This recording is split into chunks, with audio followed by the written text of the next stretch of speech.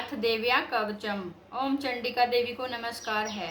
मार्कंडेय जी ने कहा, पितामह, जो इस संसार में परम गोपनीय तथा मनुष्य की सब प्रकार से रक्षा करने वाला है और जो अब तक आपने किसी दूसरे के सामने प्रकट नहीं किया हो, ऐसा कोई साधन मुझे बताइए।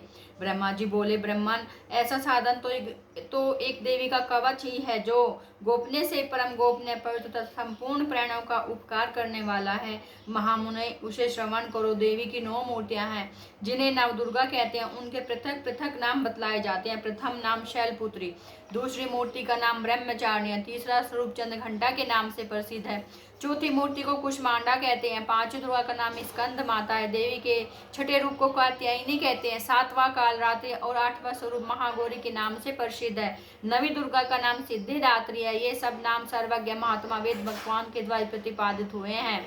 जो मनुष्य अग्नि में जल रहा और रणभूमि में शत्रु से गिर गया, विषम संकट में फंस गया, तो इस प्रकार से भय से आतुर होकर जो भगवती दुर्गा की शरण में प्राप्त हुए हों, उनका कभी कोई अमंगल नहीं होता। युद्ध के समय संकट में पड़ने पर भी उनके ऊपर कोई विपत्ति नहीं दिखाई देती। उन्हें शोक, दुख और भय की प्राप्ति नहीं होती। जिन्होंने भक्ति पूर्वक देवी का स्मरण किया, उनका निश्चय ही अभ्युदय होता है। देवेश्वरी, जो तुम्हारे चिंतन करते हैं, उनकी तुम निसंदेह रक्षा करती हो। चामुंडा देवी प्रेत पर आरूढ़ होते हुए वाराही भैंसे पर सवारी करती है। ऐन्द्री का वाहन निरावत हाथी है। वैष्णवी देवी गरुड़ पर ही आसन जमाती है। माहेश्वरी वृषभ पर आरूढ़ होती है। कुमारी का वाहन मयूर है। भगवान विष्णु की प्रियतमा लक्ष्मी देवी कमल के आसन पर विराजमान है और हाथों में कमल धारण किए हुए है। वृषभ पर आरूढ़ ईश्वर देव ने श्वेतरूप धारण कर रखा है। ब्राह्मी देवी हंस पर बैठी हुई है और सब प्रकार के आभूषणों से विभूषित है। इस प्रकार ये सभी माताएं सब प्रकार की योग शक्तियों से संपन्न हैं। इनके सिवा और भी बहुत सी देवियां हैं जो अनेक प्रकार के आभूषणों की शोभा से युक्त तथा नाना प्रकार के रत्नों से सुशोभित हैं।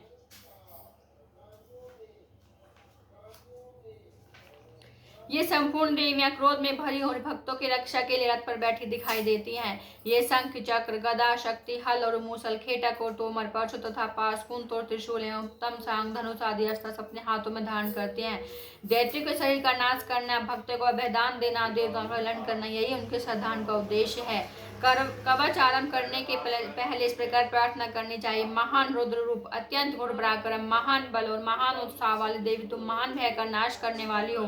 तुम्हें नमस्कार है। तुम्हारी ओर देखना भी कठिन है। शत्रुओं का भय बढ़ाने वाले जगदम्बिके में रक्षा करो। पूर्व दिशा में ऐन्द्री इंद्र शक्ति में रक्षा करे। अग्नि कोण में अग्नि शक्ति तथा दक्षिण दिशा में वाराह तथा नैत्य कोण में खड़ग धारणी देवी में रक्षा करे। पश्चिम दिशा में वारुणी और वाव्य कोण में मृग पर सवारी करने वाली देवी में रक्षा करे। उत्तर दिशा में कोमा, ईशान कोण में शूलधारणी देवी रक्षा करे। ब्रह्माणी, तुम ऊपर की ओर से में रक्षा करो। वैष्णवी देवी नीचे की ओर से में रक्षा करे। इसी प्रकार सब को अपना वाहन बनाने वाली चामुंडा देवी दसों दिशाओं में रक्षा करे। जय आगे से विजय, पीछे की ओर से में रक्षा करे। वाम भाग में अजिता और दक्षिण भाग में अपराजिता रक्षा करे। उभोतनी शिखा की रक्षा करे। उमा मेरे मस्तक पर विराजमान होकर रक्षा करे। ललाट में मालाधरी रक्षा करे और यशस्वी देवी मेरे भौं का संरक्षण करे। भौं के मध्य भाग में त्रिनेत्रा और नथनों की घंटा देवी रक्षा करे। दोनों नेत्रों के मध्य भाग में शंखनी और कानों में द्वारवासिनी रक्षा करे। कालिका देवी कपोलों की तथा भगवती शांकरी कानों के मूल भाग की रक्षा करे। नासिका में सुगंधा और ऊपर के ओठ में चर्चिका देवी रक्षा करे। नीचे के ओठ में अमृत कला तथा जीव्या में सरस्वती देवी रक्षा करे। कोमारी दांतों की और चंडिका कंठ प्रदेश की रक्षा करे। चित्र घंटा गले की घंटे की और महामाया तालु में रहकर रक्षा करे। कामाक्षी ठोड़ी की सर्वमंगला मेरी वाणी की रक्षा करे। भद्रकाली गिरवा में और धनुर्धरी पृष्ठवंश मेरुदंड में रहकर रक्षा करे। कंठ के बारी भाग में नील गिरवा, कंठ की नली में नलकूबी रक्षा करे। दोनों कंधों में खड़ंगनी और मेरी दोनों भुजाओं के ब्रजधानी रक्षा करे। दोनों हाथों में दंडनी और अंगुलियों में अंबिका रक्षा करे। सुलेश्वर नखों की रक्षा करे। कुलेक्षर कुक्षी पेट में रहकर रक्षा करे। महादेवी दोनों अस्त्रों की शोक विनाश देवी मन की रक्षा करे। ललिता देवी हृदय में, उदर में, ललिता देवी हृदय में और शूलधारी देवी उदर में रहकर रक्षा करे। नाभि में कामने गुह भाग की गुहेश्वर रक्षा करे। पूतना और कामिका लिंग की महिषवाहिनी गुदा की रक्षा करे। भगवती कटी भाग में और विंध्यवासिनी घुटनों की रक्षा करे। संपूर्ण कामनाओं को देने वाली महाबला देवी दोनों पिंडलियों की रक्षा करे। नारसिंह दोनों घुंटियों की, तेजसी देवी दोनों चरणों के पृष्ठ भाग की रक्षा करे। श्री देवी पैरों की अंगुलियों में, तलवासनी पैरों के तलवों में रहकर रक्षा करे। अपने दाढ़ों के कारण भयंकर दिखाई देने वाली दष्टा कराल देवी नखों की और ऊर्ध्वकेशन देवी केशों की रक्षा करे। रोमावलियों के छिद्रों में कोबेर त्वचा की वागीश्वरी रक्षा करे। पार्वती देवी रक्त मज्जा व सामांस हड्डी और मेद की रक्षा करे। आंतों की कालरात्रि और पित्त की मुक्तेश्वर रक्षा करे। मूलाधार कमल कोशों में पद्मावती देवी, कफ में चूड़ामणि देवी स्तोत्रों की रक्षा करे। नख के तेज की ज्वालामुखी रक्षा करे, जिसका किसी भी अस्त्र से भेदन नहीं हो सकता। भेदा देवी शरीर की समस्त संधियों में रहकर रक्षा करे। ब्रह्माणी आप मेरे वीर्य की रक्षा करे। छत्रश्री छाया की तथा धर्म धारण देवी मेरे अहंकार, मन और बुद्धि की रक्षा करे। हाथ में ब्रज धारण करने वाली ब्रजस्ता देवी मेरे प्राण, अपान, व्यान, उदान और समान वायु की रक्षा करे। कल्याण से शोभित होने वाली भगवती कल्याण शोभना मेरे प्राण की रक्षा करे। रस, रूप, गंध, शब्द और स्पर्श इन विषयों का अनुभव करते समय योगिनी देवी रक्षा करता। सत्वगुण, रजोगुण, तमोगुण की रक्षा सदा नारायण देवी करे। वाराही आयु की रक्षा करे। वैष्णवी धर्म की रक्षा करे तथा चक्रणी चक्र धारण करने वाली देवी यश, कीर्ति, लक्ष्मी, धन तथा विद्या की रक्षा करे। इंद्राणी आप मेरे गोत्र की रक्षा करे। चंडिके तुम मेरे पशुओं की रक्षा करो। महालक्ष्मी पुत्रों की रक्षा करे। भैरवी पति की रक्षा करे। मेरे पथ की सुपा तथा मार्ग की क्षेम की रक्षा करे। राजा के दरबार में महालक्ष्मी रक्षा करे तथा सब और व्याप्त रहने वाली विजया देवी संपूर्ण भयों से मेरी रक्षा करे। देवी जो स्थान कवच में नहीं कहा गया देव रक्षा से रहित है, वह सब तुम्हारे द्वारा सुरक्षित हो, क्योंकि तुम विजयशालिनी और पाप नाशनी हो। यदि अपने शरीर का भला चाहे तो मनुष्य बिना कवच के कहीं एक पग भी न जाए। कवच का पाठ करके ही यात्रा आरंभ करे। कवच के द्वारा सबों से सुरक्षित मनुष्य जहाँ जहाँ भी जाता है वहां उसे धन लाभ होता तथा संपूर्ण कामनाओं की सिद्धि करने वाली विजय की प्राप्ति होती है। वह जिस जिस अभिष्ट वस्तु का चिंतन करता है उसको निश्चय ही प्राप्त कर लेता है। वह पुरुष पृथ्वी पर तुलना रहित महान ऐश्वर्य का भागी होता है। कवच से सुरक्षित मनुष्य निर्भय हो जाता है तथा युद्ध में उसकी कहीं भी पराजय नहीं होती तथा वह 3 लोकों में पूजनीय होता है। देवी का कवच देवताओं के लिए भी दुर्लभ है। जो प्रतिदिन नियम पूर्वक 3 संध्याओं के समय श्रद्धा के साथ इसका पाठ करता है उसे देवी का लाभ प्राप्त होते तथा वह 3 लोकों में कहीं भी पराजित नहीं होता। इतना ही नहीं, वह मृत्यु के भय से रहित हो 100 से भी अधिक वर्षों तक जीवित रहता है। मकड़ी, चेचक और कोढ़ आदि उसकी संपूर्ण व्याधियां नष्ट हो जाती हैं। कनेर, भांग, अफीम, धतूरे आदि का स्थावर विष, सांप और बिच्छू आदि के काटने से चढ़ा हुआ जंगम विष तथा अफीम और तेल के संयोग आदि से बनने वाला कृत्रिम विष, यही सभी प्रकार के विष दूर हो जाते हैं, उनका कोई असर नहीं होता। इस पृथ्वी पर मारण, मोहन आदि जितना विचारक प्रयोग होते हैं तथा इस प्रकार के जितने मंत्र यंत्र होते हैं वे सभी इस कवच को धारण कर लेने पर उस मनुष्य को देखते ही नष्ट हो जाते हैं।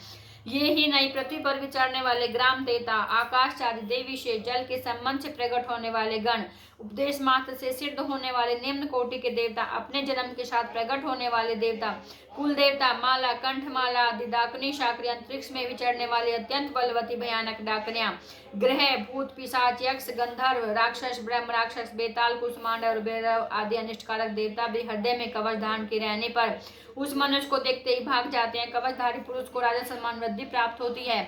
यह कवच मनुष्य के तेज की वृद्धि करने वाला उत्तम है। कवच का पाठ करने वाला पुरुष अपनी कीर्ति से विभूषित भूतल पर अपने सुयश के साथ साथ वृद्धि को प्राप्त होता है। जो पहले कवच का पाठ करके उसके बाद सबसे चंडी का पाठ करता है, उसकी जब तक वन पर्वत और कानूनों सहित पृथ्वी टिकी रहे तब तक यहाँ पुत्र पौध आदि संतान परंपरा बनी रहती है। फिर देही का अंत होने पर वह पुरुष भगवती महामाया के प्रसाद से उस नित्य परम पद को प्राप्त होता है जो देवताओं के लिए भी दुर्लभ है। वह सुंदर दिव्य रूप धारण करता और कल्याण में शिव के साथ आनंद का भागी होता है। बोलो शेरा वाली माता की जय, बोलो जोता वाली माता की जय, बोलो लाटा वाली माता की जय।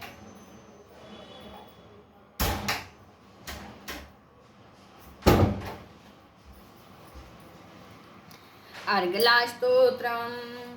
ओम चंडिका देवी को नमस्कार है। मार्कंडेय जी कहते हैं, जयंती मंगला काली भद्रकाली कपालिनी दुर्गा क्षमा शिवा धात्री स्वाहा और स्वधा, इन नामों से प्रसिद्ध जगदम्बिके तुम्हें मेरा नमस्कार हो।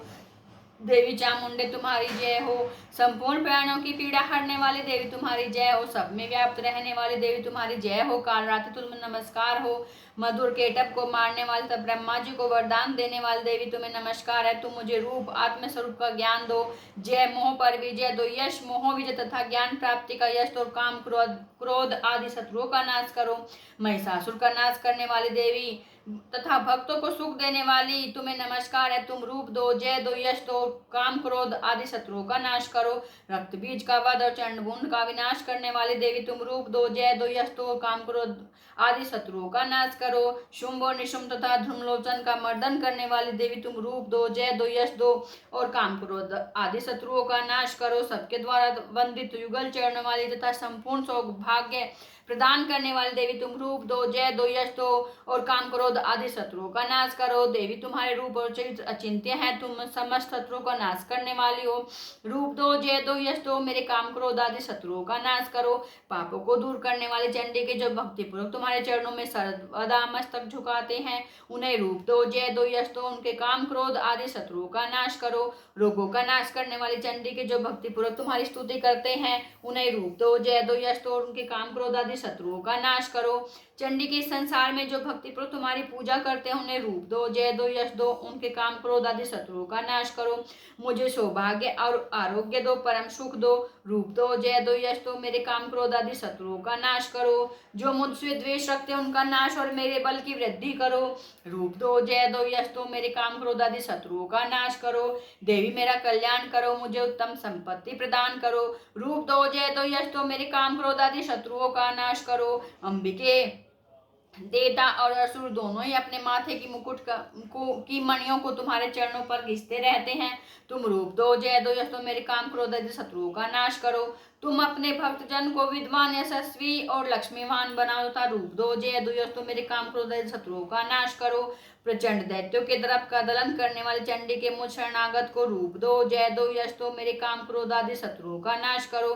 चतुर्मुख ब्रह्मा जी के द्वारा प्रशंसित चार भुजाधारिणी परमेश्वर तुम रूप दो, जय दो, यश दो, मेरे काम क्रोध आदि शत्रुओं का नाश करो। देवी अंबिके, भगवान विष्णु नित्य निरंतर भक्ति पर तुम्हारी स्तुति करते रहते हैं। तुम रूप दो, जय दो, यश दो, मेरे काम क्रोध शत्रुओं का नाश करो। हिमालय कन्या पार्वती के प्रति महादेव जी के द्वारा प्रशंसित होने वाली परमेश्वरी तुम रूप दो, जय दो, यश दो, मेरे काम क्रोध शत्रुओं का नाश करो। सचिपति इंद्र के द्वारा सद्भाव से पूजित होने वाली परमेश्वरी तुम रूप दो, जय दो, यश दो और काम क्रोध आदि शत्रुओं का नाश करो। प्रचंड भुजदंडों वाले दैत्यों का घमंड चूर करने वाली देवी तुम रूप दो, जय दो, यश दो और काम क्रोध आदि शत्रुओं का नाश करो। देवी अंबिके, तुम अपने भक्त जनों को सदासीम आनंद प्रदान करती रहती हो। मुझे रूप दो, जय दो, यश दो, मेरे काम क्रोध आदि शत्रुओं का नाश करो। मन की इच्छा के अनुसार चलने वाले मनोहर पति प्रदान करो, जो दुर्गम संसार से तारने वाले तथा उत्तम कुल में उत्पन्न हुए हो। जो मनुष्य स्तोत्र का पाठ करके सप्तशती रूपी महास्तोत्र का पाठ करता है, सप्तशती की जब संख्या से मिलने वाले श्रेष्ठ फल को प्राप्त होता है, साथ ही वह प्रचुर संपत्ति भी प्राप्त कर लेता है। बोलो सच्चे दरबार की जय। अथ कीलकम, ओम चंडिका देवी को नमस्कार है। मार्कंडे जी कहते हैं, विशुद्ध ज्ञान ही जिनका स्वरूप है, तीनों वेद ही जिनके तीन दिव्य नेत्र हैं, जो कल्याण प्राप्ति के हेतु तथा अपने मस्तक पर अर्धचंद्र का मुकुट धारण करते हैं, उन भगवान शिव को नमस्कार है। मंत्रों का जो भी कीलक है, अर्थात मंत्रों की सिद्धि में विघ्न उपस्थित करने वाले शाप रूपी कीलक का जो निवारण करने वाला है, उस सप्तशती स्तोत्र को संपूर्ण रूप से जानना चाहिए, जानकर उसकी उपासना करनी चाहिए। यद्यपि सप्तशती के अतिरिक्त अन्य मंत्रों के जप में भी जो निरंतर लगा रहता है, वह भी कल्याण का भाग्य होता है। उसके भी उच्चाटन आदि कर्म सिद्ध होते तथा उसे भी समस्त दुर्लभ वस्तु की प्राप्ति हो जाती है। तथापि जो अन्य मंत्रों का जप नहीं करके केवल इस सच्चिद नामक स्तोत्र से देवी की स्तुति करते हैं, उन्हें स्तुति मात्र से सच्चिदानंद स्वरूप ने देवी सिद्ध हो जाती है। उन्हें अपने कार्य की सिद्धि के लिए मंत्र, औषधि तथा अन्य किसी साधन के उपयोग की आवश्यकता नहीं रहती। बिना जबकि इनके उच्चाटन आदि समस्त विचारिक कर्म सिद्ध हो जाते हैं।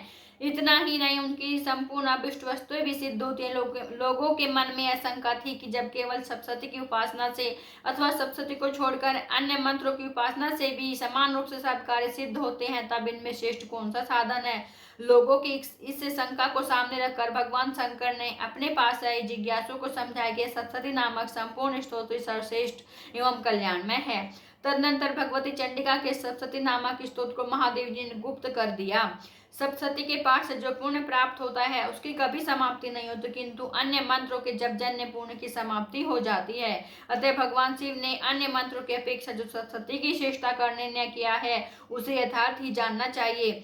अन्य मंत्रों का जप करने वाला पुरुष भी यदि सप्तशती के स्तोत्र और जप का अनुष्ठान कर ले तो वह भी पूर्ण रूप से कल्याण का भागी होता है। इसमें तनिक भी संदेह नहीं है। जो साधक कृष्ण पक्ष की चतुर्दशी अथवा अष्टमी को एकाग्रचित होकर भगवती की सेवा में अपना सर्वस्व समर्पित कर देता है, फिर उसे प्रसाद के रूप में ग्रहण करता, उसी पर भगवती प्रसन्न होती है, अन्यथा उनकी प्रसन्नता नहीं प्राप्त होती।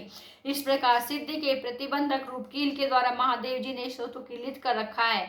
जो पूर्वोक्त रीति से निष्कीलन करके इस सती स्तोत्र का प्रतिदिन स्पष्ट उच्चारण पूर्वक पाठ करता है, मन सिद्ध हो जाता है, वही देवता होता है, वही देवी का पार्षद भी होता है, वही गंधर्व भी होता है। सर्वत्र विचरते रहने पर भी इस संसार में उसे कहीं भी भय नहीं होता। वह मृत्यु के वश में नहीं पड़ता था, देह त्यागने के अनंतर मोक्ष को प्राप्त कर लेता है। अतः कीलन को जानकर उसका परिहार करके सप्तशती का पाठ आरंभ करे। जो ऐसा करता है उसका जो ऐसा नहीं करता उसका नाश हो जाता है। इसलिए कीलक और निष्कीलन का ज्ञान प्राप्त करने पर यह स्तोत्र निर्दोष होता है और विद्वान पुरुष इस निर्दोष स्तोत्र का ही पाठ आरंभ करते हैं। स्त्रियों में जो कुछ भी सौभाग्य आदि दृष्टिगोचर होता है वह सब देवी के प्रसाद का ही फल है। अतः इस स्तोत्र का कल्याण में स्तोत्र का सदा जप करना चाहिए। इस स्तोत्र का मन स्वर से पाठ करने पर स्वल्प फल की प्राप्ति होती है और उच्च स्वर से पाठ करने पर पूर्ण फल की सिद्धि होती है। अतः उच्च स्वर से इसका पाठ आरंभ करना चाहिए। जिनके प्रसाद से ऐश्वर्य, सौभाग्य, आरोग्य, संपत्ति, शत्रुनाश तथा परम मोक्ष की भी सिद्धि होती है, उस कल्याण में जगदम्बा की स्तुति मनुष्य क्यों नहीं करते। यहाँ कीलक और निष्कीलन के ज्ञान की अनिवार्यता बताने के लिए ही विनाश होना कहा है। वास्तव में किसी प्रकार भी देवी का पाठ करे उससे लाभ ही होता है, यह बात वचनांतरों से सिद्ध है। बोलो सच्चे दरबार की जय।